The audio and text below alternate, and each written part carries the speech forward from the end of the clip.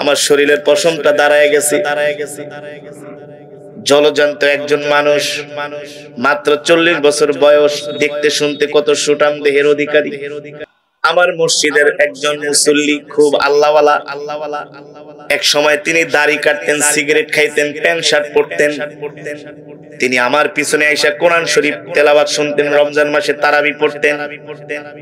একদিন তুই তারাবি নামাজের পরে আমার হাত দুইটা ধরে কান্না করে দিছে।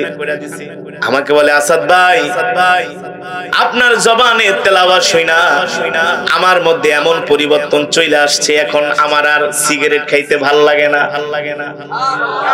প্যান্ট শার্ট পরতে ভাল লাগে না। আল্লাহু আকবার। সে প্যান্ট শার্ট পরা ছেড়ে দিয়েছে, দাড়ি কাটা ছেড়ে দিয়েছে। ঢাকার একজন স্থানীয় মানুষ, শতে শতে কোটি টাকার মালিক, তার দুইটা ছোট ছোট বাচ্চা আছে। বলে, ভাইজান, আমি আমার বাচ্চা দুইটাকে আলেম বানাইতে চাই, হাফেজ বানাইতে চাই। কোথায় ভর্তি করবেন? বলে, আপনি আমাকে ঢাকার বাইরে একটা মাদ্রাসায় নিয়ে যান, নিরিবিলি আমার সন্তান দুইটাকে সেখানে ভর্তি করব। আমি তাকে চাঁদপুরে একটা মাদ্রাসায় নিয়ে গেলাম সন্তান দুইটাকে ভর্তি করানোর জন্য। সন্তান দুইটাকে সেখানে কোনোদিন তার ওই বাবা কোনোদিন তার সন্তানকে নিজের থেকে কোনো সময় দূরে রাখে নাই। সন্তানদেরকে হাফেজ বানানোর জন্য তিনি চাঁদপুরের এক মাদ্রাসায় ভর্তি করায় দিলেন। 1 বছর সেখানে পড়াশোনা করানোর পরে আবার ঢাকার শহরে নিয়ে আসলেন। নিজের বাসার কাছে কোনো ভালো মাদ্রাসা নাই, নিজের বাড়ি বাদ দিয়া ভাড়া বাসায় উঠলেন এলিফ্যান্ট রোডে, মাত্র 2টা সন্তানকে আলেম বানানোর জন্য। আমি বললাম, ভাই, আপনি এত কষ্ট করতেছেন সন্তানদেরকে আলেম বানানোর জন্য। ওই লোক ডাক দিয়া বলে, হুজুর, বিশ্বাস করেন ভাই, এই দুনিয়াটা আসলেই একটা ধোঁকা। এই দুনিয়ার টাকা পয়সা, বাড়ি গাড়ি, সহায় সম্পত্তি আমার সাথে কিছুই যাবে না, একটা মাত্র কাফনের কাপড় নিয়ে কবরে যেতে হবে, ঠিক কিনা বলে? ওরে মানুষ, হইছো বেহুশ দুনিয়ার পিছে, ঠিক কিনা বলে? দুনিয়ার পিছনে বেহুশ হইয়া লাভ নাই। এই দুনিয়া থাকার জায়গা না, এই দুনিয়া থাকতে পারবা না, যেই কোনো সময় মরণের ডাক চলে আসবে, ঠিক কিনা বলেন? ওই আল্লাহর বান্দা দেখেন তার মধ্যে দিনের বুঝ কেমন, দিনের বুঝ আসছে। নিজের বাড়ি বাদ দিয়ে ভাড়া বাসায় যেয়ে উঠছে, সন্তানদেরকে ভালো মাদ্রাসায় পড়াবে। 2টা সন্তানকে মাদ্রাসায় ভর্তি করাইছে হাফেজ বানানোর জন্য। সন্তানদেরকে প্রতিদিন বাসা থেকে মাদ্রাসায় নিয়ে যায়, আবার মাদ্রাসা থেকে বাসায় আনে, প্রতিদিন সকাল বিকাল রাত। এখন শুধু তার এই ডিউটি। হঠাৎ করে একদিন ছোট বাচ্চাটাকে মাদ্রাসা থেকে নিয়ে আসছে এশারের পরে। ছোট ছেলের হাত ধরে মাদ্রাসা থেকে নিয়ে আসতেছি। রাস্তায় একজন কলা বিক্রেতা কলা বিক্রি করতেছে, 2 হালি কলা কিনলেন বাসার জন্য। বাসায় এসে ওই কিনা কলা, 2টা কলা খেয়েছেন রাত্রবেলা, আর কোনো খাবার দাবার করে নাই। 2টা কলা খেয়ে রাত্রবেলা তিনি ঘুমাবেন। এর আগে ড্রাইভারকে ডাক দিয়েছে, ড্রাইভার, সকাল 9টার মধ্যে বাসায় আসবা, সকাল 9টার মধ্যে অফিসে যেতে হবে। বিদেশি বায়াররা আসবে মাল অর্ডার করার জন্য, 9টার মধ্যে বাসায় আসবা, দেরি করবা না। এই কথা বলে ড্রাইভারকে বিদায় দিয়ে দিলেন। আর স্ত্রীকে বললেন, ও স্ত্রী, সকালবেলা তুমি ফজরের সময় আমাকে ডাক দিবা, আর তাড়াতাড়ি করে আমার জন্য নাস্তাটা রেডি করবা, সকালবেলা আমাকে অফিসে যেতে হবে। এই কথা বলে আল্লাহর বান্দা রাত্রবেলা ঘুমাইছে। এই কথা বলে আল্লাহর বান্দা রাত্রবেলা ঘুমিয়ে গেল। যখন ফজরের সময় হয়, তার স্ত্রী ডাকতেছে তার স্বামীকে, ওঠেন ওঠেন, নামাজের জন্য ওঠেন। এখন তো আর ওঠে না। তার স্ত্রী মনে করেছে হয়তোবা শরীর খারাপ, এই কারণে ঘুম থেকে উঠতেছে না। শীতের দিন 1, 2 বার 3 বার ডাক দেওয়ার পরে আর ডাক দেয় নাই। সে একা একা নামাজ পড়ে রান্নার কাজে ব্যস্ত হয়ে গেছে। ঘড়ির টাইম 5টা 6টা 7টা 8টা বেজে যায়, ঘুম থেকে ওঠে না। আমার শরীরের পশমটা দাঁড়ায় গেছে। জলজান্ত একজন মানুষ, মাত্র 40 বছর বয়স, দেখতে শুনতে কত সুঠাম দেহের অধিকারী। 8টা বেজে যায়, নাস্তা রেডি করে তার স্ত্রী যায় ডাক দেয়, ওঠেন, আপনি না অফিসে যাবেন। ডাক দেয় কোনো খবর নাই, ডাক দেয় কোনো খবর নাই। এক দুইবার তিনবার ডাক দিয়া চলে যায়। সে নাস্তা রেডি করতেছে, একেবারে নাস্তা রেডি, টেবিলের মধ্যে সবকিছু রেডি। এখন উঠে আল্লাহর বান্দা গোসল করে নাস্তা খেয়ে অফিসে যাবে। এবার তার বেডরুমে যে এত ডাকে সে আর ঘুম থেকে ওঠে না। তার স্ত্রী তার হাতগুলো ধরলেন, দেখলো হাতগুলো ঠান্ডা হয়ে গেছে, হাতগুলো ঠান্ডা হয়ে গেছে। চোখ দুটো এইভাবে খোলার চেষ্টা করে, চোখ খোলে না। নাকের কাছে আঙ্গুল নিয়ে দেখে তার শ্বাস প্রশ্বাস বন্ধ হয়ে গেছে। আর তার আর বুঝতে বাকি রইল না। এই কথা বলে সে জোরে একটা চিৎকার দিলেন। চিৎকার দিয়া ডাক্তার আনলেন ঘরের মধ্যে। ডাক্তার এনে তার প্রেসার মাপলো, পালস মাপলো। ডাক্তার প্রেসার আর পালস মেপে তার স্ত্রীকে বলল, আপনি কি খেয়াল করেন নাই? বলে না, আমি তো খেয়াল করি না। বলে আপনার স্বামী তো এখন তো রাত 8টা বাজে, সে তো রাত 3টার সময় ঘুমের মধ্যে স্ট্রোক করে ইন্তেকাল করেছে। এই হলো মানুষের জীবন, এই হলো মানুষের জীবন। ওই যে ছোট্ট দুইটা বাচ্চা মাদ্রাসায় পড়ে, ওই ছোট দুইটা বাচ্চাকে মাদ্রাসা থেকে বাসায় এনেছে। আল্লাহর বান্দার লাশটা ঘরের মেঝেতে পড়ে আছে, চাদর মোড়া দিয়া আল্লাহর বান্দাকে রেখে দেওয়া হয়েছে। ড্রাইভার তো আর জানে না সে ইন্তেকাল করছে। ড্রাইভারও আইসা নিচে বসে আছে গ্যারেজে, স্যার কখন নামবে। এবার ওই স্ত্রী ডাক দিয়া ড্রাইভারকে বলে, ভাই এদিকে আসো, তোমার স্যার আর কোনদিন অফিসে যাবে না। বলে, ভাবি বলেন কি? বলে হ্যাঁ। এই কথা বলে ড্রাইভার উপরে আইসা দেখে আল্লাহর বান্দার লাশটা ফ্লোরের মধ্যে চাদর দিয়ে ঢাকা। ছোট দুইটা বাচ্চাকে মাদ্রাসা থেকে আনা হয়েছে। বড় বাচ্চাটা একটু বোঝে, ছোট বাচ্চাটা একটু বোঝে না। বলল, তোমার বাবা কোথায়? বলে, আমার আব্বু তো ঘুমায় আছে। আমার আব্বু বলেছে আজকে আমাকে আব্বু সাইকেল কিনে দিবে। আমার আব্বু বলেছে আজকে আমাকে সাইকেল কিনে দিবে।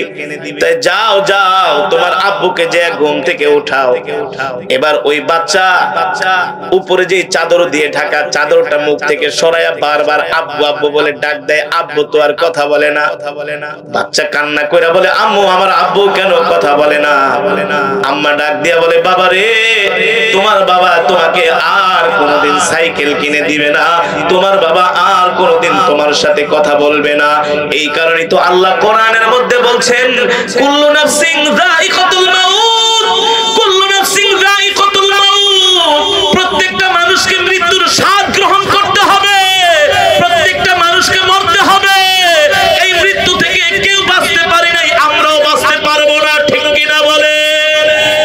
আল্লাহ রাব্বুল আলামিন সেই কথাই বলছেন, এ বান্দা, আমি তোমাকে দুনিয়াতে পাঠাইছি আমার গোলামি করার জন্য, আমি দুনিয়াতে পাঠিয়েছি আমার ইবাদত করার জন্য। বান্দারে, যদি তোমরা আমার ইবাদত না করো, ওয়া আন্নাকুম ইলাইনা লা তুরজাউন, তুমি যখন আমার কাছে আসবা, আমার কাছে তোমাকে ফিরে আসতেই হবে। আমার কাছে বান্দা তোমাকে ধরা দিতেই হবে। দিতে হবে কি হবে না? মুসলমান জোরে বলেন, আল্লাহর কাছে ধরা দিতে হবে কি হবে না? আল্লাহর হাত থেকে কেউ বাঁচতে পারে নাই, আমরাও বাঁচতে পারবো না, ঠিক কিনা বলে? আল্লাহ বলে, বান্দা আমার কাছে তোদেরকে ফিরে আসতেই হবে, আমার কাছে ধরা দিতেই হবে রে বান্দা। যখন আমার কাছে ধরা দিবি, আমি আল্লাহ পুঙ্খানুপুঙ্খানুভাবে তোদের থেকে হিসাব নিয়ে ছেড়ে দিব, ঠিক কিনা বলেন? আজকে যদি আপনাদেরকে প্রশ্ন করি, ভাই আগামীকাল আপনার মৃত্যু হবে, কেউ কি মৃত্যুকে পছন্দ করে নাকি? হ্যাঁ, যদি বলি আগামীকাল আপনাদের মৃত্যু হবে, আপনারা বলবেন হুজুর আমি মরতে চাই না। মৃত্যুকে কেউ পছন্দ করে না। আল্লাহ রাব্বুল আলামিন কোরআনের মধ্যে সে কথাই বলছেন, কুল ইন্নাল মাউতাল্লাযী তাফিরুনা মিনহু ফাইন্নাহু মুলাকিকুম সুম্মা তুরাদ্দুনা ইলা আলিমিল গায়বি ওয়াশ শাহাদাতি ফায়ুনাব্বিউকুম বিমা কুনতুম তা'মালুন। আল্লাহ রাব্বুল আলামিন বলে, বান্দা তুমি মৃত্যু থেকে যতই পলায়ন করো না কেন, মৃত্যু থেকে যতই বাঁচতে চাও না কেন, মৃত্যু কিন্তু তোমাকে ছাড়বে না। তুমি যদি 40,000 ফিট উপরে থাকো, সেখানে যে মালাকুল মউত তোমাকে পাকড়াও করবে, ঠিক কিনা বলেন? করবে না? আপনি যদি 100 হাত মাটির নিচে যায় বাংকার খুঁজে বসে থাকেন, সেখানেও আজরাইল যে হাজির হবে। ইদা জা আজালুহুম লা ইস্তাখিরুনা সাআতা ওয়া লা ইস্তাকদিমুন। আল্লাহ কোরআনের মধ্যে বলছেন, বান্দা আমি আল্লাহ তোমার মৃত্যুর সময়টাকে নির্ধারণ করে রেখেছি। 1 ঘন্টা আগেও না, 1 ঘন্টা পরেও না, 1 মিনিট আগেও না, 1 মিনিট পরেও না। আল্লাহ বলেন, আমি যখন তোমার মৃত্যুর সময়টা নির্ধারণ করেছি, সেই সময় তোমার মৃত্যু হবে। 1 মিনিট আগে, 1 মিনিট পরেও তোমার মৃত্যু হবে। হায়াওয়ানের মধ্যে এসেছে পয়গম্বর সুলাইমান আলাইহিস সালাম। পয়গম্বর শুনছেন? এই পয়গম্বরের নাম শুনছেন? এই পৃথিবীতে যত মাখলুকাত আছে সবার ভাষা তিনি বুঝতেন। সুবহানাল্লাহ বলেন। পিঁপড়ার ভাষা বুঝতেন, মাছের ভাষা বুঝতেন, হরিণের ভাষা বুঝতেন। পয়গম্বর সুলাইমান আলাইহিস সালাম এমন একজন নবী ছিলেন যার কথা জিনেরা, যার কথা জিন জাতি শুনতে বাধ্য হতো। আল্লাহু আকবার, জোরে বলেন আল্লাহু আকবার। পয়গম্বর সুলাইমান আলাইহিস সালামের একজন মুহাব্বতের উম্মত, মুহাব্বতের উম্মত। হাদিস শরীফে এসেছে ভাই, মানুষের যখন মৃত্যুর সময় হয় 40 দিন আগে আজরাইল এসে তার সাথে সাক্ষাৎ করে। কয়দিন আগে? যেমন ফাঁসির আসামি, কিসের আসামি?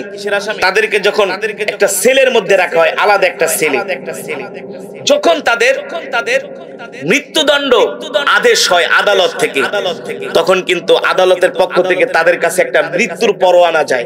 কিসের পরোয়ানা যায়? আর যারা ফাঁসির আসামি, জেলের মধ্যে কিন্তু তাদের ড্রেস থাকে আলাদা, ইউনিফর্ম থাকে আলাদা। যারা ফাঁসির আসামি, মৃত্যুদণ্ড প্রাপ্ত আসামি, তাদের আলাদা ফাঁসির একটা পোশাক থাকে ওই সেলের মধ্যে। আর তাদের কাছে জেলারের পক্ষ থেকে একটা মৃত্যুর পরোয়ানা যায়। কিসের পরোয়ানা? মৃত্যুর পরোয়ানা যায়। যে এই যে দেখো তোমার মৃত্যুর পরোয়ানা, আদালত, সর্বোচ্চ আদালত তোমার রায় ঘোষণা হয়েছে মৃত্যুদণ্ড। যে মানুষটার মৃত্যুদণ্ডের রায় ঘোষণা হয়, এই রায় শোনার পরে কি ওই মানুষটা দুনিয়াতে বেঁচে থাকে? তার শরীরটা বেঁচে থাকে, কিন্তু তার সবকিছু মৃত্যুর ভয়ে সবকিছু মরে যায়। ঠিক কিনা বলেন? এই কারণে দেখবেন কত ফাঁসির আসামি ফাঁসির রায় শোনার পরে আদালতে হাওমাও করে কান্না করে, ঠিক না? বিলাপ করে। এমনও আমরা শুনেছি অনেক ফাঁসির আসামিকে যখন ফাঁসির রশি তার গলায় পরানোর জন্য নিয়ে যায়, সে যেতে চায় না। সে কি করতে চায় না? যেতে চায় না। তার হাত পাও বেঁধে তারপরে তারে ধরে তারপরে তাকে ফাঁসির রশির দিকে নিয়ে যাওয়া হয়। মানে তার কাছে মৃত্যুর পরোয়ানা চলে আসছে যে অমুক দিন অমুক তারিখে তোমার ফাঁসি হবে। তোমার কি কোনো ইচ্ছা আছে? তুমি কি তোমার কোনো আত্মীয় স্বজনের সাথে দেখা করতে চাও? তুমি কি কিছু খেতে চাও? যদি খেতে চাও তাহলে বলো। যদি তোমার কোনো আত্মীয় স্বজনের সাথে দেখা করার মন চায় তাহলে বলো, আমরা তোমার ব্যবস্থা করে দিব। যখন একটা মানুষের মৃত্যুর পরোয়ানাটা জারি হয়ে যায়, ওই মানুষটা দুনিয়া ছেড়ে যেতে চায় না। ঠিক কিনা বলে? ঠিক। 40 দিন আগে আজরাইল আলাইহিস সালাম এসে, মালাকুল মউত এসে ওই ব্যক্তির সাথে সাক্ষাৎ করে আর বলে, বনি আদম শোনো, আল্লাহ তাআলার পক্ষ থেকে আমি আজরাইল মালাকুল মউত তোমার কাছে আসছি, আর 40 দিন পরে তোমার মৃত্যু হবে। কতদিন? আর 40 দিন পরে তোমার মৃত্যু হবে। তুমি আল্লাহর কাছে তওবা করো, আল্লাহ তাআলার কাছে ক্ষমা চাও। এ বনি আদম, তুমি অনেক গুনাহ করেছো, গুনার জন্য, কৃতকর্মের জন্য আল্লাহর কাছে ক্ষমা চাও। এইভাবে করে 40 দিন, 39 দিন, 38 দিন করে মালাকুল মউত দৈনিক একবার তার কাছে আসে। দেখবেন যারা মারা যায়, আপনাদের কোনো আত্মীয় স্বজন মারা গেলে, অথবা মা অথবা বাবা অথবা ভাই, কাছের কোনো মানুষ যদি মারা যায়, ভালো করে খেয়াল করবেন 40 দিন আগেই কিন্তু ওই মৃত ব্যক্তির কথাবার্তা সবকিছু পাল্টে যায়। হ্যাঁ, খাওয়া দাওয়া, কথাবার্তা সব পাল্টে যায়, সব পাল্টে যায়। রাসূলের হাদিস, সে নিজে বোঝে যে মালাকুল মউত এসে তাকে মৃত্যুর কথা বলে গেছে যে তোর মরণের বাকি আছে 40 দিন, 40 দিন পরে মৃত্যু হবে তোমার, তুমি আল্লাহর কাছে দোয়া করো, তওবা করো, নামাজ পড়ো। তখন ওই ব্যক্তিটা আস্তে আস্তে করে দুর্বল হতে শুরু করে, দুনিয়ার প্রতি তার মোহ ভালোবাসা কমতে শুরু করে, তার রিজিক আস্তে আস্তে কমে যায়, সে খেতে পারে না, আগের মতো কি করতে পারে না, যত দিন যায় খেতে পারে পারে না। যখন 3 দিন বাকি থাকে, সালাসা ইয়াউম, কয়দিন? জোরে বলেন কয়দিন? সালাসা ইয়াউম, যখন 3 দিন বাকি থাকে, মালাকুল মউত তার সামনে আসে আর ডাক দিয়া বলি, ইয়া বানি আদম ফাকুলতু আস্তাগফিরু রাব্বাকুম, বেশি বেশি করে ইস্তিগফার করো, তোমার রবের কাছে দোয়া চাও, ক্ষমা চাও, তোমার বাকি আছে আর মাত্র 3 দিন। যখন 3 দিন বাকি থাকে, ওই মানুষটা খাওয়া দাওয়া বন্ধ করে দেয়, সন্তানের দিকে তাকায় থাকে, স্ত্রীর দিকে তাকায় থাকে, আর এক একটা কথা বারবার বলতে থাকে, অবাক করার মতো কথা। আশেপাশের মানুষগুলো বলে, আপনি এমন কথা বলেন কেন? আরে এমন কথা কেন বলে? এর কারণ হলো তার মৃত্যুর সময় আছে আর কয়দিন। যারা আল্লাহর নেককার বান্দা হয়, মৃত্যুর আগে তারা বুঝতে পারে।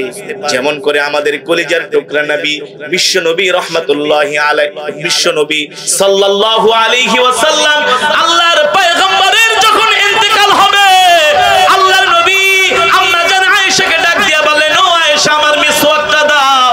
আম্মা জান আয়েশা রাদিয়াল্লাহু তাআলা আনহা আল্লাহর নবীকে মিসওয়াকটা আগায় দিলেন।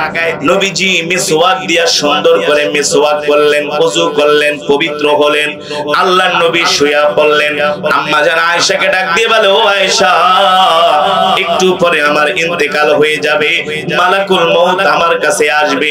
ও আয়েশা, আমি যখন ইন্তেকাল করব, দুনিয়া ছেড়ে চলে যাব, এই দুনিয়ায় আমার সবচেয়ে কাছের মানুষ, ভালোবাসার মানুষ, প্রিয় মানুষ, আমার সহযোগী তোমার বাবা আবু বকর কোথায়? আবু বকরকে একটু আমার কাছে ডাক দিয়ে নিয়ে আসো। নবীজি বললেন, আবু বকরকে একটু ডাক দিয়ে আমার কাছে নিয়ে আসো, আমি আর বেশিক্ষণ এই দুনিয়াতে নাই, আমার ইন্তেকাল হয়ে যাবে। আল্লাহর পয়গম্বর শুয়ে আছেন। সাইয়েদনা আবু বকর রাদিয়াল্লাহু তাআলা আনহু দৌড়ে আসলেন। আল্লাহর নবী ডাক দিলেন, ইয়া আবু বকর তাআল হিনা ইজলিস। আবু বকর আপনি বসেন। নবীজি সাইয়েদনা আবু বকরের হাতটা ধরলেন আর বললেন, আবু বকর, আমি তো এই দুনিয়া ছেড়ে চলে যাব, একটু পরে মালাকুল মউত আমার কাছে এসে হাজির হবে। আল্লাহু আকবার। এই কথা শুনে সাইয়েদনা আবু বকর আমার নবীজির কপাল মোবারকের মধ্যে 3টা চুমু দিলেন। কয়টা চুমু? 3টা চুমু দিলেন। সাইয়েদনা আবু বকরের হাত ধরে আল্লাহর নবী বললেন, আবু বকর, আমার ইন্তেকালের পরে এই দুনিয়াতে অনেক ফিতনা ফাসাদ দেখা দিবে। ও আবু বকর, আপনি আমার সাহাবীদেরকে দেখা রাখেন, আপনি আমার সাহাবীদেরকে দেখা রাখেন। সাইয়েদনা আবু বকর চোখের পানি ছেড়ে দিলেন। একটু পরে মালাকুল মউত আল্লাহর নবীর দরবারে এসে হাজির। দরজা নক করা হলো। সাইয়েদনা হযরত ফাতিমা রাদিয়াল্লাহু তাআলা আনহা, জান্নাতের সরদারিনী, তিনি দরজা খুলে দিলেন। আল্লাহর নবী জিজ্ঞেস করলেন, ও ফাতিমা, কে দরজার সামনে দাঁড়ায় আছে? হযরত ফাতিমা বলে, আব্বা জান, দরজার সামনে এতদিন যত মানুষ আসছে সবাইকে আমি চিনি, আজকে এমন একজন ব্যক্তি দণ্ডায়মান, তাকে আমি চিনি না। আল্লাহর নবী বললেন, ইয়া ফাতিমা ইফতাহিল বাব, দরজাটা খুলে দাও। দরজাটা খুলে দেওয়া হলো। মালাকুল মউত আল্লাহর নবীর ঘরে প্রবেশ করলেন। এবার আজরাইল এসে বললেন, ও আল্লাহর নবী, আপনার রব আপনাকে সালাম জানিয়েছেন, আল্লাহ তাআলা আপনার জন্য সাক্ষাতে অধিক আগ্রহে অপেক্ষা করছেন। আল্লাহ তাআলা আমাকে পাঠিয়েছেন, আল্লাহ আমাকে বলেছেন, আপনি যদি অনুমতি দেন তাহলে আমি আপনার জান কবজ করব, আর যদি অনুমতি না দেন তাহলে আমি খালি হাতে ফিরে যাব।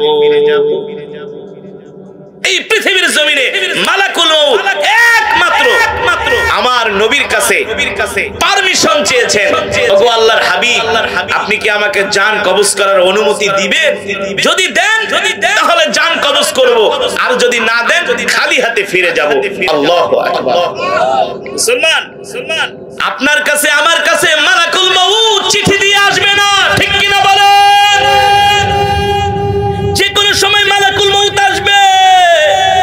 এই কারণেই তো কারো মৃত্যু হয় রাত 1টা 3 মিনিটে, কারো মৃত্যু হয় দুপুর 2টা 2 মিনিটে। কেবলমাত্র ভাত, দুপুরবেলা ভাত রান্না করছে, খাবার সামনে দিছি, এক লোকমা খেয়েছে, এক লোকমা খাওয়ার পরে আর তার খাবার মুখে যায় না, কারণ তার সময় বলে আমার শরীরটা কেমন যেন ভালো লাগে না, আমাকে একটা বালিশ দাও আমি একটু শুইব।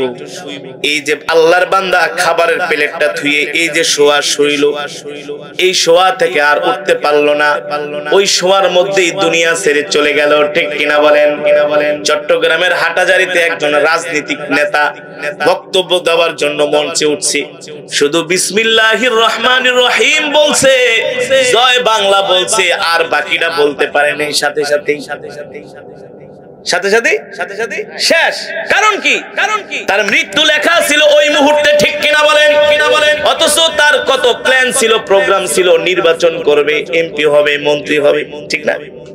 আল্লাহ তাআলা বলে, বান্দা আমি তোমার হায়াতের জিন্দেগি এতটুকুনি রেখেছি, তোমার মৃত্যু লেখা ছিল বক্তৃতার মঞ্চে, জনসভার মঞ্চে। তোমার মৃত্যু লেখা ছিল খাবার অবস্থায়। কি অবস্থায়?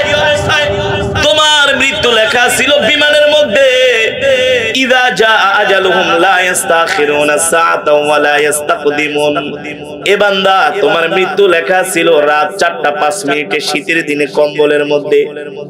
এ বান্দা তোমার মৃত্যু লেখা ছিল ভোর 6টায়। ইযা জাআ আজালুহুম লা ইস্তাখিরুনা সাআতাও ওয়া লা ইস্তাকদিমুন। আল্লাহ বলে তোমার মৃত্যু 1 সেকেন্ড আগেও না, 1 মিনিট পরেও না, 1 ঘন্টা আগেও না, 1 ঘন্টা পরেও না। আল্লাহ বলে প্রত্যেকটা মানুষের মৃত্যুর সময় আমি আল্লাহ নির্ধারণ করে রেখেছি। আল্লাহু আকবার। এবার আসেন মুসলমান, আমাদের মৃত্যু কখন হবে আমরা বলতে পারি? ও যুবক, তুমি রাত্রবেলা ঘুমায়া অশ্লীল গান দেখো, সিনেমা দেখো, ফুটবল খেলা দেখো, কত নায়িকা গায়িকার গান দেখো।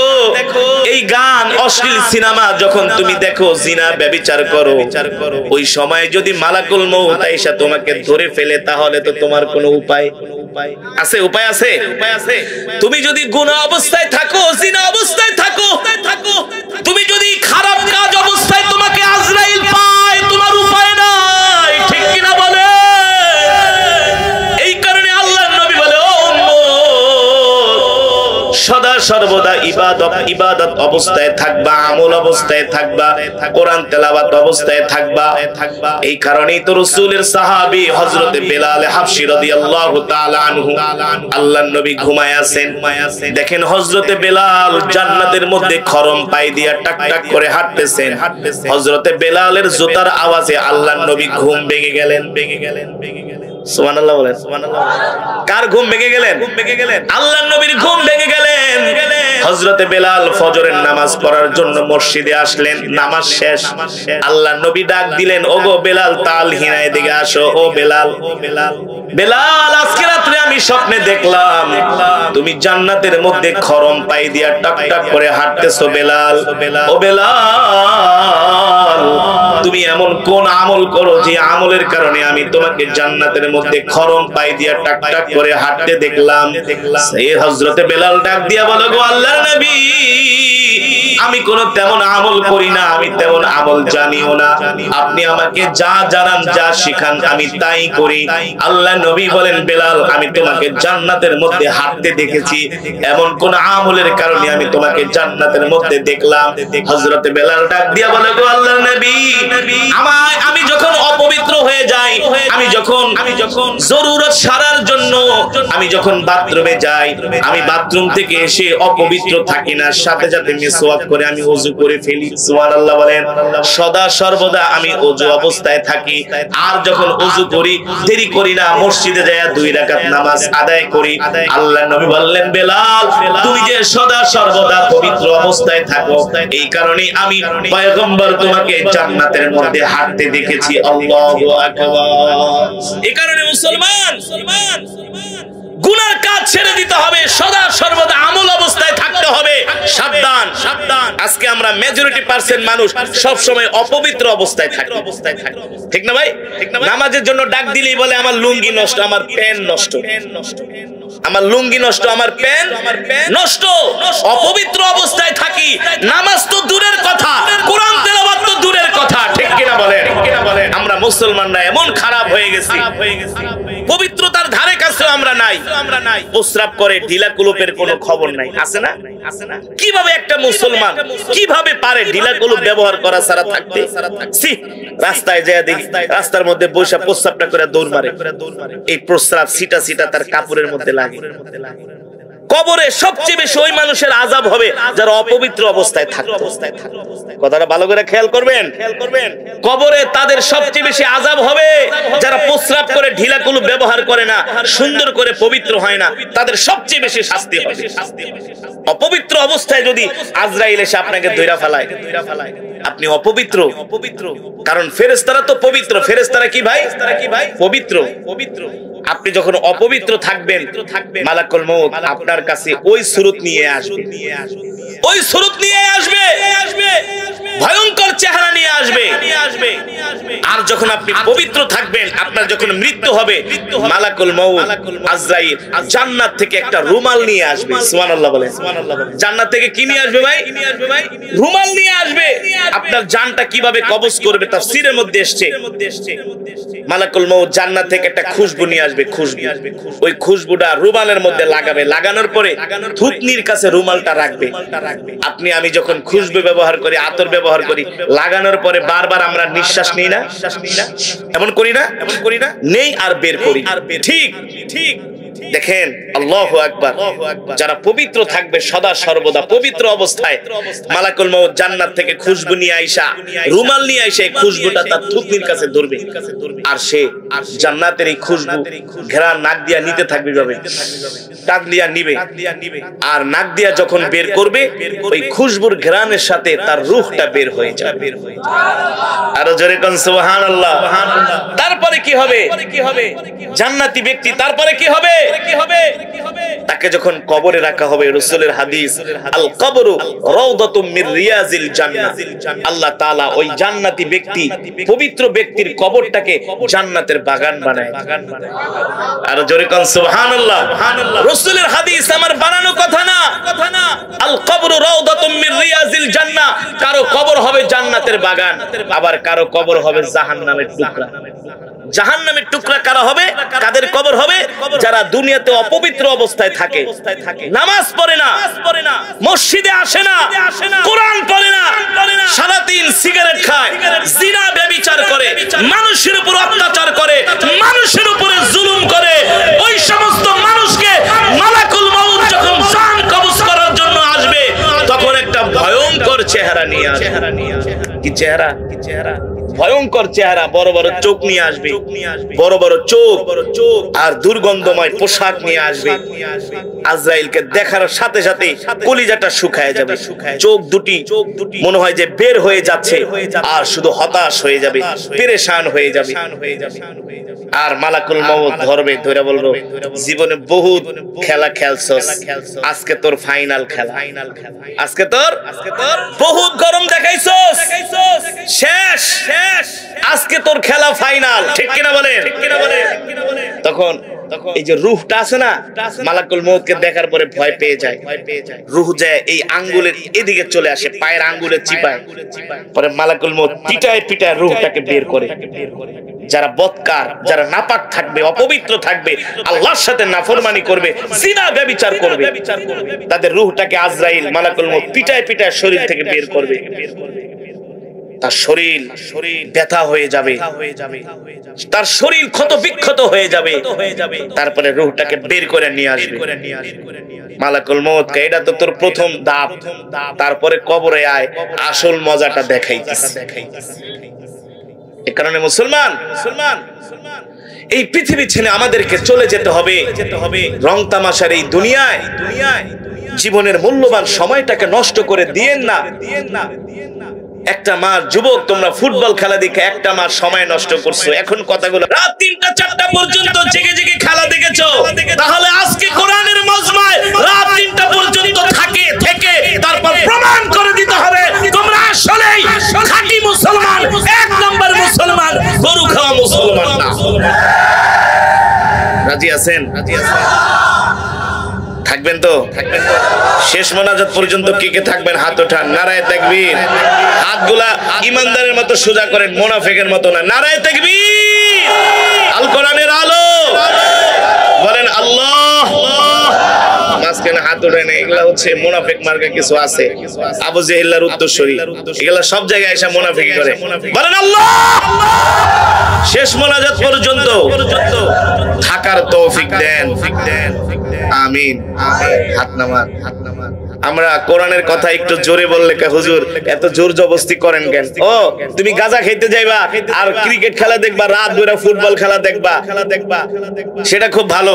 আর আমরা কোরআনের মজমায় বসার জন্য যদি একটু হাত উঠাই জোর করি, হুজুর ধর্মের ব্যাপারে আবার জোরাজোরি কিসের? এটা হচ্ছে নাম্বার 1 একটা ধোঁকাবাজি কথা। ঠিক কি না বলেন? সব জায়গায় জোর জবরদস্তি চলে। ফুটবল খেলাকে কেন্দ্র করে প্রতিটা এলাকায় প্রজেক্টর ভাড়া করা হয়েছে, ঠিক না? আমার এক মাহফিল ছিল আপনাদের আটগড়িয়ার ওইদিকে, অনেক ভিতরে।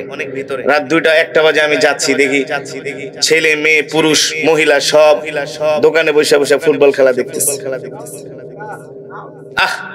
আবার ফুটবল খেলা পরে ফেসবুকে দেখি এক একজন স্ট্যাটাস দেখে আলহামদুলিল্লাহ আমার দল জিতছে। ফেরেশতারা এমন পিটান পিটাইবো রে, এমন পিটান পিটাবে ফেরেশতারা, এসব ভন্ডামি ছুটায় দিবে। ঠিক কিনা বলেন? আবার আরেক কুলাঙ্গা দেখলাম সেজদায় পড়ে রয়েছে। আল্লাহ যতক্ষণ আমার দল না জিতবে ততক্ষণ আমি সেজদা উঠাবো না।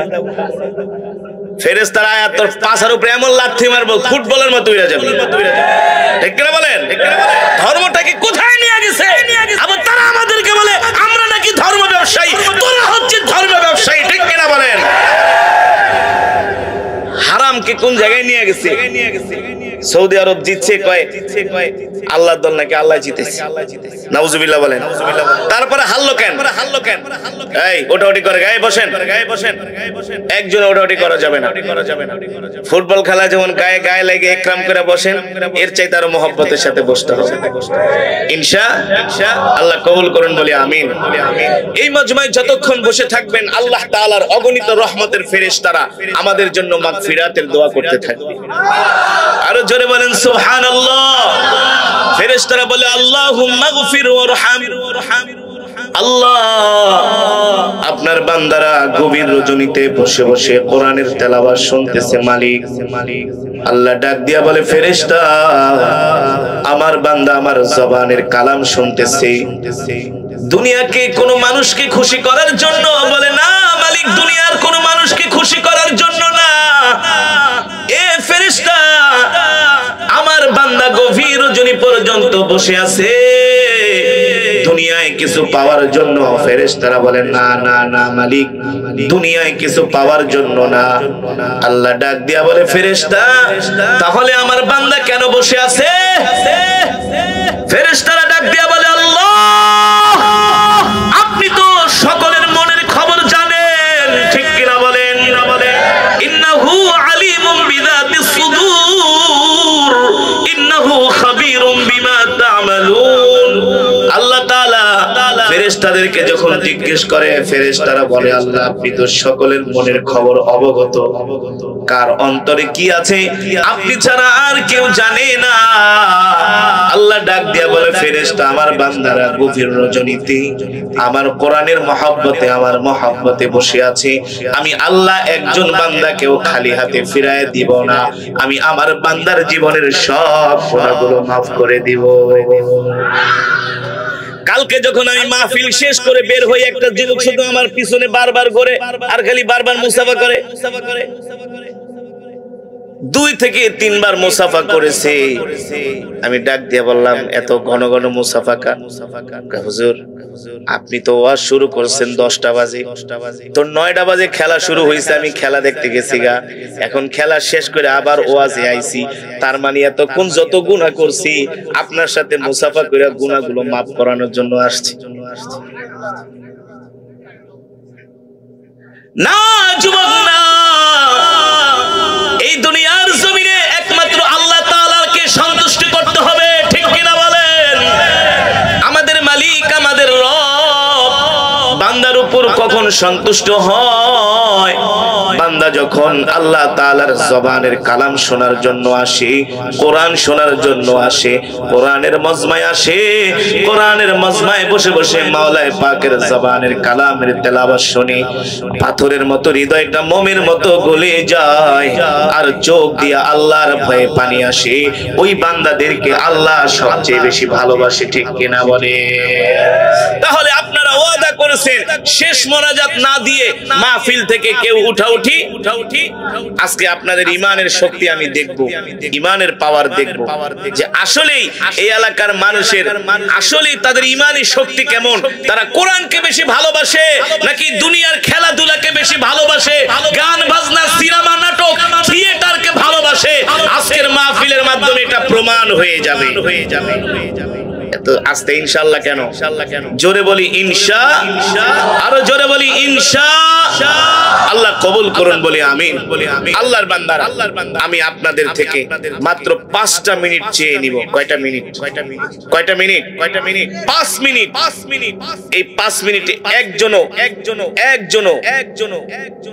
মাথাটাকে এদিক থেকে সেদিকও করা যাবে না, যে যেমনি আছেন এমনি বসতে হবে। রাজি আছেন? কোরআনের মাজবাই ভাই বসেন, ওঠাউঠি করেন না। এটা কি যে মন চাইলেই উঠে চলে যাবেন? এটা তো কোরআনের মজমা, জান্নাতের বাগান। এখানে আসা যায় কিন্তু নিজের ইচ্ছায় যাওয়া যায় না, ঠিক কিনা বলেন? ঠিক না? এখানে আল্লাহ তাআলার রহমত নাজিল হচ্ছে। আল্লাহ নিজে বলছেন, এটা আমার কথা না, ওয়া ইযা কুরিআল কুরআনু ফাসতামিউ লাহু ওয়া আনসিতু লাআল্লাকুম তুরহামুন। আরে কোন হতভাগা এই জান্নাতের বাগান থেকে চলে যায়, ঠিক কিনা বলেন? যে জান্নাতের বাগান থেকে উঠে চলে যায়। আমি আপনাদের সামনে কোরআন শুনলাম, এখানে মেজরিটি পার্সেন্ট মুসলমান কোরআন শরীফ পড়তে পারেন না।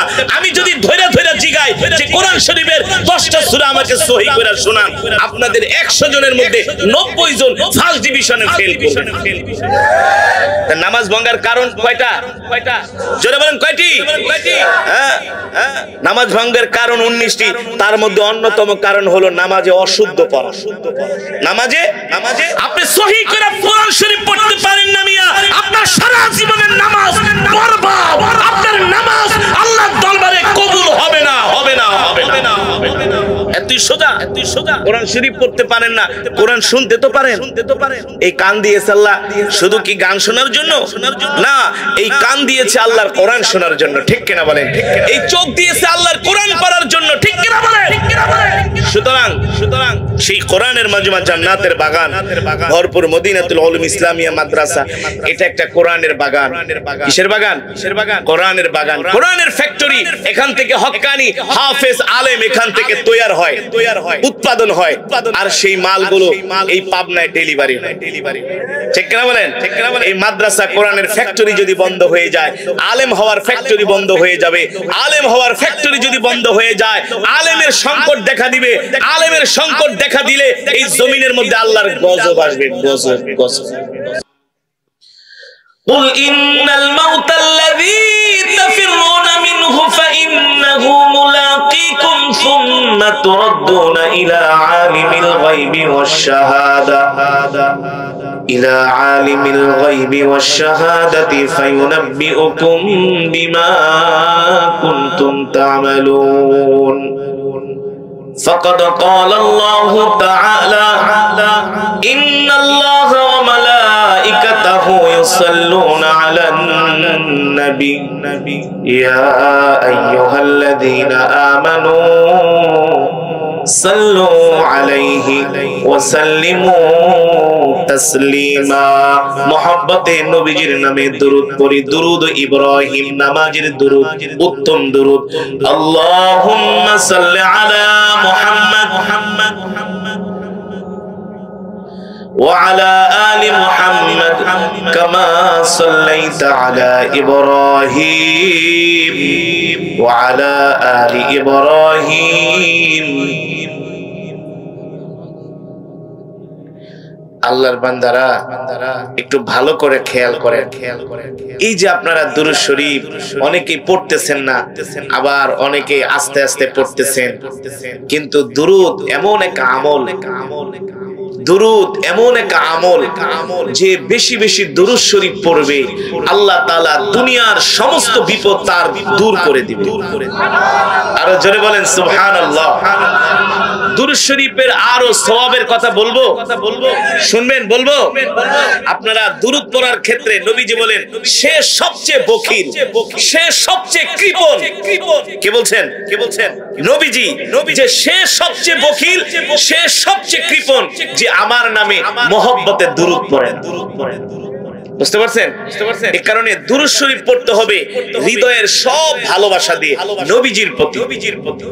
এই পৃথিবীর মালিক, জোরে বলুন। আচ্ছা বলেন, আল্লাহর কি কোনো ইবাদত করার দরকার আছে? আল্লাহর কি কোনো তাসবিহ পড়ার দরকার আছে? জোরে বলেন। দরকার নাই। কারণ পৃথিবীতে আল্লাহ যত মাখলুকাত সৃষ্টি করেছেন, সব মাখলুকাত আল্লাহর তাসবিহ পাঠ করে। ঠিক কিনা বলে? কার তাসবিহ পাঠ করে মুসলমান? আল্লাহর তাসবিহ। আমি করব ওয়াজ, আপনারা দিবেন আওয়াজ। পারবেন তো ইনশাআল্লাহ? কোরআনের মজমায় এসে জোরে জোরে সুবহানাল্লাহ, আলহামদুলিল্লাহ, আল্লাহু আকবার বললে ঈমানি শক্তি বাড়ে। কি বাড়ে?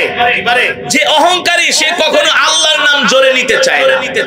দেখবেন এই জমিনে কিছু আল্লাহর পেয়ারা বান্দা আছে, মুমিন যারা আল্লাহর পেয়ারা বান্দা, তাদের সবচেয়ে বড় গুণ হলো, মুমিনের সিফাত হলো, মুমিন জোরে জোরে আল্লাহু আকবার বলে, সুবহানাল্লাহ বলে। ঠিক কিনা বলে? আল্লাহর বান্দারা, আল্লাহ তাআলার কোনো ইবাদত, কোনো তাসবিহ পড়ার দরকার নাই। কিন্তু আল্লাহ নিজে বলছেন নবী, আল্লাহ নিজে বলছেন নবী,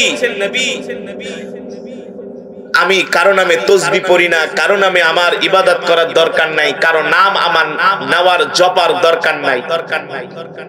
তবে আল্লাহ তাআলা বলে, হাবিব, আমি একটা তাসবিহ পাঠ করি, আমি একটা আমল করি, ইবাদত করি, সেটা হলো ইন্নাল্লাহা ওয়া মালাইকাতাহু ইউসাল্লুনা আলান নবী।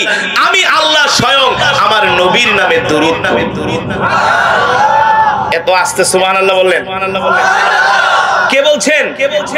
আল্লাহ বলেন, হাবিব, এই পৃথিবীর মালিক আমি, কুল কায়নাতের মালিক আমি, রাজত্বের মালিক আমি। আমি কারো তাসবিহ পাঠ করি না, আমি কারো নাম জপি না, তবে একটা তাসবিহ আমি পাঠ করি, একটা ইবাদত করি, সেটা হলো আমি আল্লাহ স্বয়ং আমার হাবিবের নামে দুরূদ পড়ি। আল্লাহ বলে শুধু আমি পড়ি না, আমার ফেরেশতারাও পড়ে। ইন্নাল্লাহা ওয়া মালাইকা মানে কি? যারা বলেন মালাইকা মানে কি?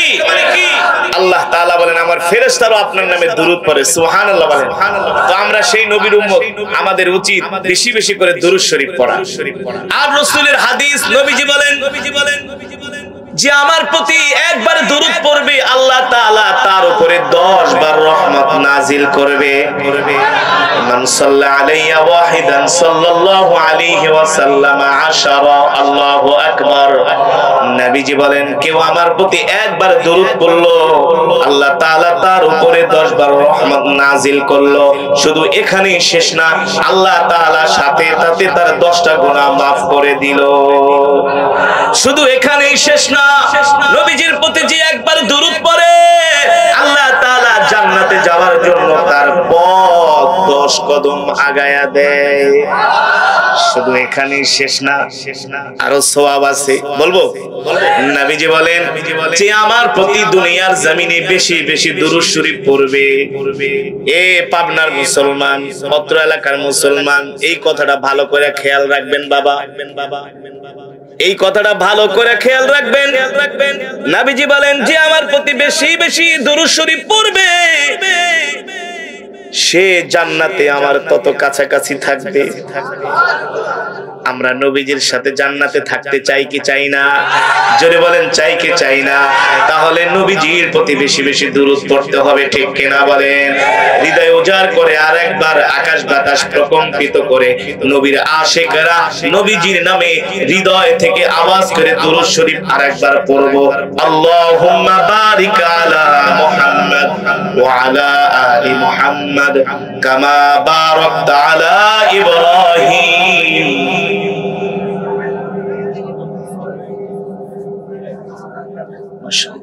বালাগাল উলা বিকামালিহি কাশাফাদ দুজা বিজামালিহি হাসনাত জামিউ খিসালিহি সাল্লু আলাইহি ওয়া আলিহি। তো জিকির করি লা ইলাহা ইল্লাল্লাহ, লা ইলাহা ইল্লাল্লাহ, লা ইলাহা। আরো জোরে, আরো জোরে, আরো জোরে। লা ইলাহা ইল্লাল্লাহ, লা ইলাহা।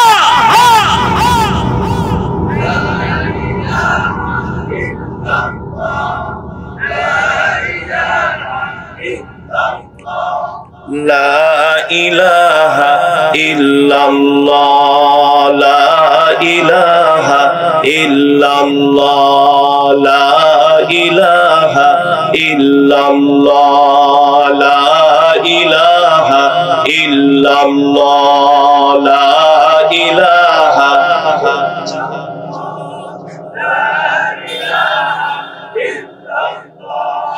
লা ইলাহা ইল্লাল্লাহ, লা ইলাহা ইল্লাল্লাহ, লা ইলাহা। লা ইলাহা ইল্লাল্লাহ মুহাম্মাদুর রাসূলুল্লাহ। জোরে জোরে বলি সাল্লাল্লাহু। আলহামদুলিল্লাহ। আল্লাহর বান্দারা, আল্লাহ তাআলার দরবারে লাখ কোটি শুকর।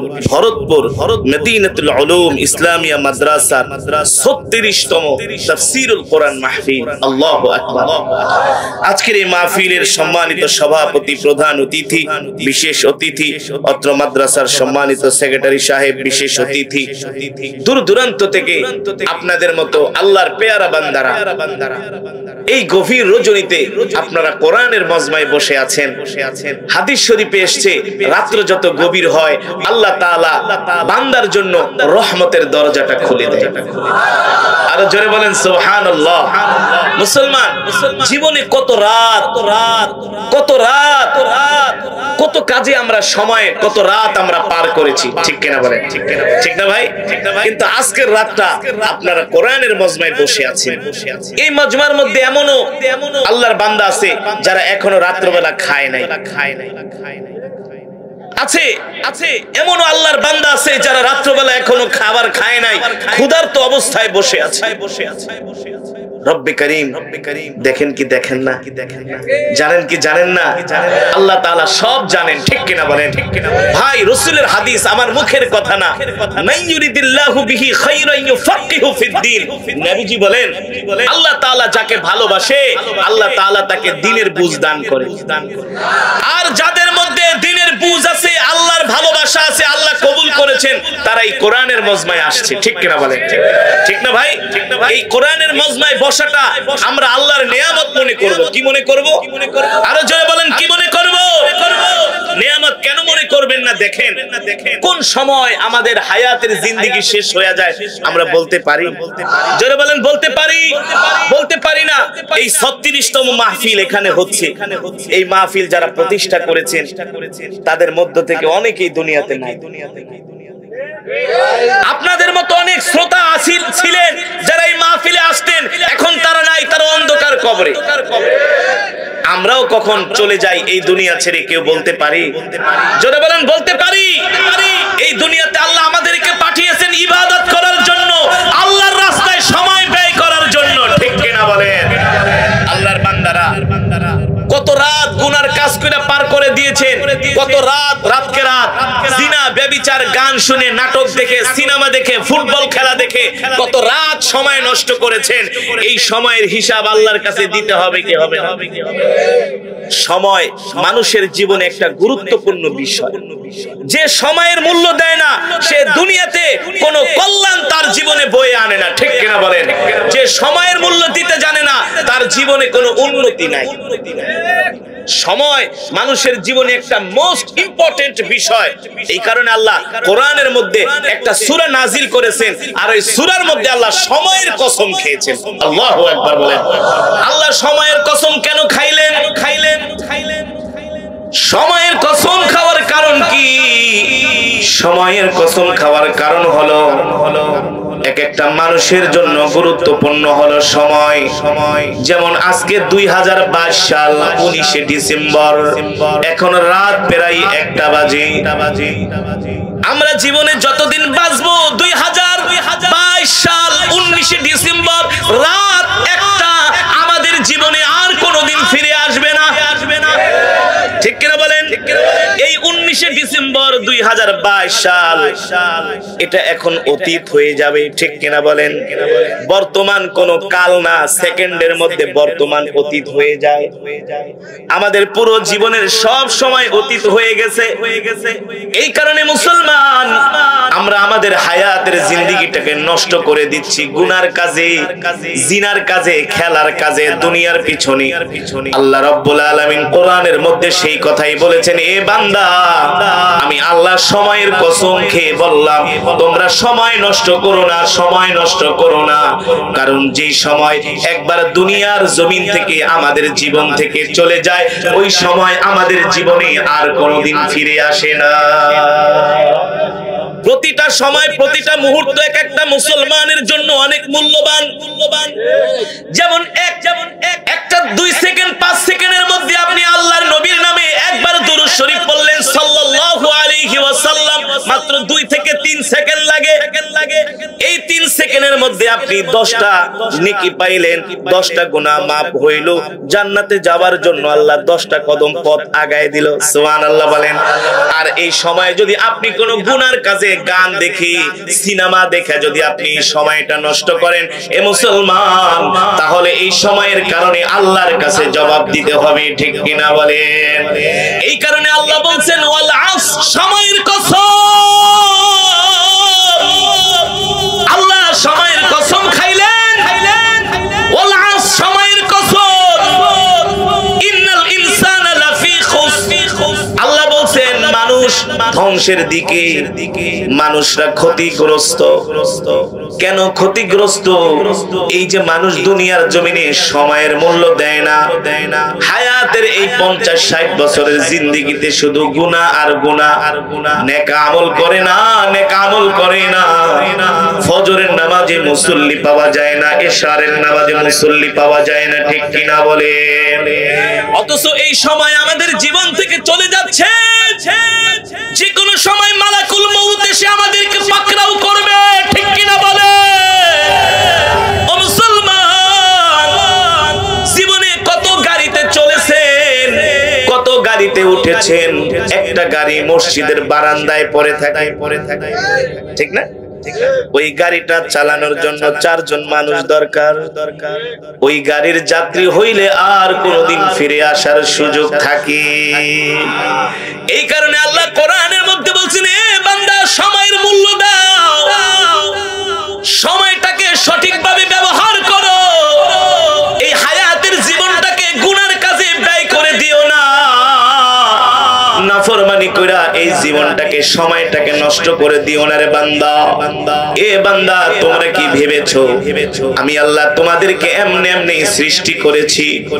আফা হাসিবতুম আন্নামা খলাকনাকুম আবাসা ওয়া আন্নাকুম ইলাইনা লা তুরজাউন।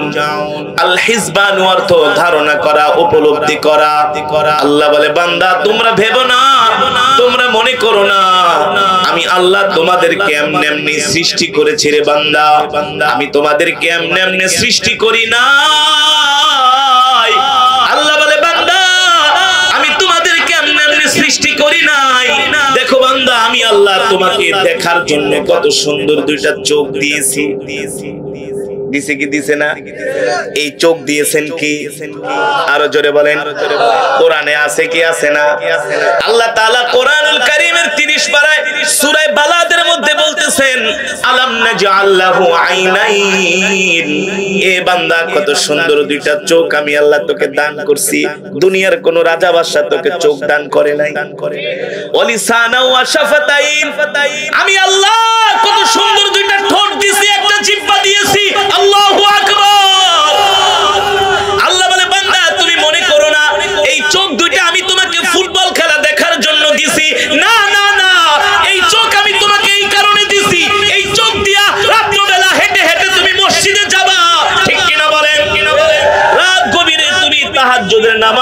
জন্য মসজিদে যাবা, গভীর রজনীতে উঠে উঠে কোরআন তেলাওয়াত করবা। এই কারণে আমি আল্লাহ তোমাকে দুইটা চোখ দিছি, আমার ভয়ে তুমি কান্না করবা, তোমার চোখ থেকে পানি ঝরাবা। এই কারণে আমি আল্লাহ তোমাকে দুইটা চোখ দিছি রে বান্দা। এই যে কথা বলার জন্য এত সুন্দর একটা জবান দিছি, দুইটা ঠোঁট দিছি, একটা জিহ্বা দিছি রে বান্দা। এ বান্দা, আমি আল্লাহ তোমাকে এমন একটা লিসান, এমন একটা জিহ্বা দিয়েছি, যেই জিহ্বার মধ্যে কোনো হাড্ডি নাই। আছে আছে। আপনি আল্লাহর নাম নেন, আল্লাহু আকবার, আল্লাহু আকবার। শুধু আপনি এই নরম জিহ্বাটা দিয়া আল্লাহর নামের জিকির করতে পারেন, ঠিক কিনা বলেন? আল্লাহ বলে এত সুন্দর হাড্ডি ছাড়া একটা জিহ্বা আমি আল্লাহ তোমাকে দান করছি, শুধু দুনিয়াতে খাবার জন্য না, এই জিহ্বা দিয়া, এই জবান দিয়া আমার নামের জিকির করবা। তোমরা শুধু বান্দা এই দুনিয়াতে নাফরমানি করবা, আমি আল্লাহ তোমাদেরকে ছেড়ে দিব এমন না, আমার কাছে তোমাদেরকে ফিরে আসতে হবে। হবে কি হবে না? মরণ আসবে কি আসবে না? এ যুবক এখন কিন্তু আর 60-70 বছরে মানুষ মরে না, 15 বছরের যুবকও মারা যায়, কিশোর মারা যায়, 20 বছরের যুবকও মারা যায়, যায় কি যায় না? কত যুবক হার্ট অ্যাটাক করে ঘুমের ঘরে মারা যায়, আর কোনো খবর থাকে না, ঠিক না? আমি ঢাকার শহরের একটা মসজিদে নামাজ পড়াইতাম, রহিম মেটাল মসজিদ, তেজগাঁও, নাবিস্কু। আসবে না, আমাদের কথাগুলো এখন তোমাদের কাছে বুঝে আসবে না, ভালো লাগবে না। যখন হায়াতের জিন্দেগি শেষ হয়ে যাবে, ওই সময় আফসোস করলেও আর কোনো লাভ হবে? কোনো লাভ হবে? লাভ হবে না ভাই। আপনাদের হাতে ধরি, পায়ে পড়ি, এখনো সময় আছে। নিজের জীবনটাকে পরিবর্তন করেন, নিজের জীবনের রুটিনটাকে পাল্টান। দিনে রাতে মিলা 3 বার খাবার খান, 3 বার খাবার খেতে কম হলেও 20 মিনিট কইরা 1 ঘন্টা সময় লাগে। লাগে না ভাই? চাকরি করেন, সেখানে আপনাকে 8 থেকে 10 ঘন্টা 12 ঘন্টা ডিউটি করতে হয়। ব্যবসা করেন, আপনার ব্যবসা প্রতিষ্ঠানেও 10 থেকে 12 ঘন্টা সময় দিতে হয়। পৃথিবীর সব কাজের জন্য আমরা সময় দেই। যেই রব আমাদেরকে সৃষ্টি করেছেন, যে আল্লাহ আমাদেরকে দুনিয়াতে পাঠিয়েছেন, ওই আল্লাহর ইবাদত করার দরকার আছে কি আছে না? জোরে বলেন, আছে কি আছে না? এই কারণে রব্বে কারীমের বেশি বেশি ইবাদত করতে হবে। জীবনের সময়টাকে নষ্ট করে দেওয়া যাবে না। 5 ওয়াক্ত নামাজ জামাতের সাথে পড়তে হবে। সকাল সন্ধ্যা মাওলাই পাকের জবানের কালামের তেলাওয়াত করতে হবে। ইমামুল আম্বিয়া, সাইয়্যিদুল মুরসালিন, খাতামুন নবিয়্যিন, নবী আযম, নবী আকরাম মুহাম্মদুর রাসূলুল্লাহ সাল্লাল্লাহু আলাইহি ওয়াসাল্লাম, আল্লাহর পয়গম্বর, ইন্তেকালের সময় আজরাইল যখন তার সিনা মোবারকে হাত দিয়েছেন, নবীজি বলে, মালাকুল মউত, এত কষ্ট কেন? আমার বুকের উপরে কি দিয়েছো? বলে, শুধু আল্লাহর নবী হাতটা দিছি, আদর করতেছি। হাত দিছো তাতে এই অবস্থা, আমার উম্মতের কি হবে? এ যত কষ্ট আমাকে দাও, আমার উম্মতকে কোনো কষ্ট দিও না। আল্লাহু আকবার, জোরে বলেন আল্লাহু আকবার। মালাকুল মউত বলে, আল্লাহর নবী, যে আপনার 1 নাম্বার উম্মত হবে, আশিক হবে, তার জান আমি এমন করে বের করব যেমন করে ছোট বাচ্চা তার মায়ের স্তনের দুধ খাইতে থাকে, ঠিক এমন আরামের সাথে আমি তার জানটা বের করে আনবো। ভাই, মৃত্যুর যন্ত্রণা কঠিন যন্ত্রণা, কঠিন যন্ত্রণা। এই কারণে মৃত্যুর যন্ত্রণা থেকে বাঁচতে হলে, কবরে শান্তিতে থাকতে হলে এখনো সময় আছে। বাকি জীবনটা ইবাদতের মধ্যে কাটাতে হবে, ঠিক কিনা বলেন? 5 ওয়াক্ত নামাজ জামাতের সাথে পড়তে হবে, আল্লাহর হুকুমগুলো মানতে হবে, রাসূলের সুন্নাহগুলো মানতে হবে, আল্লাহর রাসূলকে সন্তুষ্ট করতে হবে। আজকের মাহফিল থেকে আমি আপনাদেরকে উদাত্ত আহ্বান জানাবো, বিনীতভাবে অনুরোধ করব, জীবনের অনেক সময় আমরা নষ্ট করে দিয়েছি। আজ থেকে আমরা ওয়াদা করব, আজ থেকে আমরা আর কেউ নামাজ ছেড়ে দিব না, আল্লাহর হুকুম ছেড়ে দিব না। কে কে রাজি আছেন? হাতটা উঠে আল্লাহকে দেখায় দেন। আল্লাহ বলে বলেন আল্লাহ, আরো জোরে বলেন আল্লাহ। জীবনে যতদিন বাঁচবো 5 ওয়াক্ত নামাজ পড়বো, বলেন আল্লাহ। গুনার কাজ করব না, পবিত্র অবস্থায় থাকবো। আল্লাহ আপনি আমাদেরকে তৌফিক দেন। হাত নামান। পবিত্র অবস্থায় থাকলে কি হবে? মসজিদের মিনার থেকে আজান দিলে আপনি আর নামাজ না পড়ে থাকতে পারবেন না, ঠিক না? থাকতে পারবেন না। দাওয়াত ও তাবলীগের ভাইয়েরা দাওয়াত দেওয়ার জন্য এক বাড়িতে গেছে, মাই গড 2টা বেজে গেছে, দাওয়াত দেওয়ার জন্য এক বাড়িতে গিয়েছেন। লোকটা ছিল খুব জিদি টাইপের, অহংকারী টাইপের। বলে হুজুর আপনারা আমার বাড়ি থেকে বের হয়ে যান। কয় কেন? কয় আমি নামাজ কালাম পড়তে পারবো না, আমি হুজুরকে পছন্দ করি না।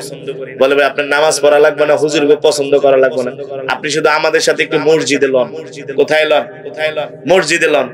জোর করে নিয়ে মসজিদে, আপনি মসজিদের বারান্দায় বসে থাকেন, আপনার ভিতরেও আসতে হবে। ভিতরেও কি?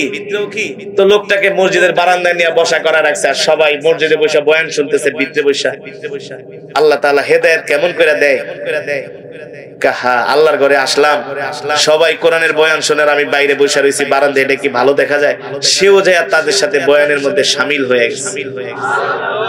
তো সবাই নামাজের টাইমে নামাজ পড়তেছে, আমি সাহেবকে আপনি নামাজ পড়া লাগবে না, জান আপনি বারান্দায় যায় বসে থাকেন, আপনি বারান্দায় যায় বসে থাকেন। কামিল সাহেব আমি কি এতই খারাপ? আল্লাহ হেদায়েত দিয়ে দিয়েছে, আপনারা নামাজ পড়বেন, আমি বারান্দায় যায় বসে থাকবো। সে ওযু করে আইসা নামাজে শরীক হয়ে গেছে। আল্লাহু আকবার। এই কারণে বেশি বেশি মসজিদে যাতায়াত করবেন। কোথায়? বেশি বেশি মসজিদের সাথে সম্পর্ক রাখবেন। আজকে মুসলমানের মসজিদের সাথে, চায়ের দোকানের সাথে যে সম্পর্ক, এর 100 ভাগের 10 ভাগও যদি মসজিদের সাথে সম্পর্ক থাকতো, গ্রামগঞ্জের প্রতিটা চায়ের দোকান এক একটা সংসদ ভবন হয়ে যায়। হ্যাঁ, সকাল বিকাল কোনো কথা নেই, কাজ কাম আগে সাইরে আইসার দোকানে বসে চা, সিগারেট আর বাংলা সিনেমা। ঠিক না ভাই? উচিত ছিল আমাদের 5 ওয়াক্ত নামাজে মসজিদে যায় হাজিরা দেওয়া, মসজিদের সাথে সম্পর্ক রাখবে, বেশি বেশি আল্লাহর ঘরে যাতায়াত করবেন, বেশি বেশি আল্লাহর ঘরে যাবেন। আল্লাহর ঘর থেকে রিজিক বন্টন হয়। কি বন্টন হয় ভাই? কি বন্টন হয়? আল্লাহ নিজে বলছেন, ওয়ামুর আহলাকা বিসসালাতি ওয়াসতাবির আলাইহা লা নাসআলুকা রিজকা নাহনু নারযুকুক ওয়াল আকিবাতু লিত্তাকওয়া। আল্লাহ বলে, নবী আপনি এত চিন্তা করেন কেন, এত পেরেশান হন কেন? আপনি আপনার সাহাবীদেরকে বলেন, উম্মতদেরকে বলেন বেশি করে নামাজ পড়তে। আরে আমি আল্লাহ আপনার কাছে রিজিক চাই না, আমি আপনাদেরকে রিজিক দেই। সুবহানাল্লাহ। কি বলছেন ভাই? জোরে বলেন, কে বলছেন? মসজিদ থেকে রিজিক বন্টন হয়। যার চাকরি নাই, ব্যবসা ভালো না, বিপদ আপদ বালা মুসিবত, পৃথিবীর কোথাও গেলে আপনি সমাধান পাবেন না, আপনাকে যেতে হবে মসজিদে। কোথায়? কিন্তু আমরা মসজিদে যাওয়াই ছেড়ে দিয়েছি, ঠিক না? আর যে জায়গায় গেলে সমাধান হবে না সেখানে আমরা বেশি বেশি যাই, যেখানে যাওয়ার দরকার সেখানে যাই না, আমরা যাই আ জায়গায় কু জায়গায়। ঠিক কিনা বলেন? 5টা ওয়াক্ত নামাজ জামাতের সাথে আদায় করবেন। আল্লাহ তাআলা আমাদের সকলকে তৌফিক দান করুন। সব সময় পবিত্র অবস্থায় থাকবেন, প্রস্রাব করে ঢিলাকুলু ব্যবহার করবেন, ওযু অবস্থায় থাকবেন। আল্লাহ তাআলা দেখবেন ওযু অবস্থায় থাকার কারণে নামাজ আল্লাহ আমাদের জন্য সহজ করে দিবে। আর যখন 5 ওয়াক্ত নামাজ আমরা সঠিকভাবে জামাতের সাথে আদায় করব, আমাদের প্রত্যেকের মৃত্যু হবে জান্নাতি মৃত্যু। আল্লাহ তাআলা আমাদের সকলকে তৌফিক দান করুন। দুরূদ শরীফ পড়ি, আল্লাহুম্মা সাল্লি আলা মুহাম্মাদ ওয়া আলা আলি মুহাম্মাদ কামা সাল্লাইতা আলা ইব্রাহিম ওয়া আলা আলি ইব্রাহিম ইন্নাকা হামিদুম মাজিদ। اللهم بارك على محمد وعلى آل محمد كما باركت على إبراهيم وعلى آل إبراهيم إنك حميد مجيد سبحان الله وبحمده سبحان الله العظيم। আসলে আমাদের ঢাকা শহরে 11টা বাজে ওয়াজ শেষ হয়ে যায়, আর পাবনা সিরাজগঞ্জে রাত 2টা বাজে। আমাকে মুহতামিম সাহেব বলছে, হুজুর আপনি কমপক্ষে 1:30 পর্যন্ত একটু সময় দিন। তো আলহামদুলিল্লাহ প্রায় 2টা বেজে গেছে। কিন্তু এখন কথা হইলো ফজরের নামাজটা পড়বেন তো? যদি না পড়েন তাহলে কিন্তু আমি গুনার ভাগী হব, যে আমি আপনাদেরকে 2টা পর্যন্ত বসায় রাখছি। আলহামদুলিল্লাহ। ফজরের নামাজ সবাই জামাতের সাথে পড়বেন, ঠিক আছে? এখন বাড়িতে যাবেন, যে একটু আরাম করবেন, ঘুমাবেন, একেবারে জামাতের সাথে ফজরের নামাজ পড়বেন। আল্লাহ সকলকে তৌফিক দান করুন, আল্লাহ সকলকে কবুল করুন। আল্লাহুম্মা আমিন। আলহামদুলিল্লাহি রাব্বিল আলামিন والصلاة والسلام على سيد الأنبياء والمرسلين وعلى آله وصحبه أجمعين ربنا ظلمنا أنفسنا وإن لم تغفر لنا وترحمنا لنكونن من الخاسرين ربنا آتنا في الدنيا حسنة وفي الآخرة حسنة وقنا عذاب النار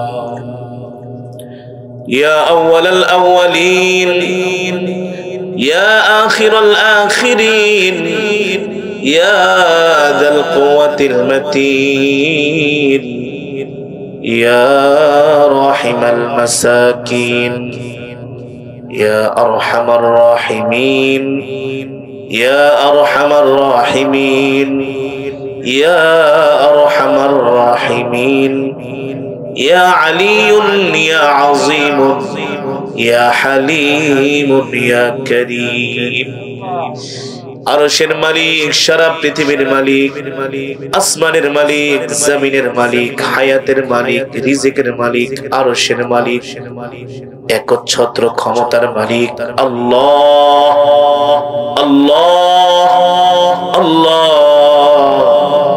আমরা নাফরমান আপনি রহমান আমরা নাফরমান আপনি রহমান আরশের মালিক আল্লাহ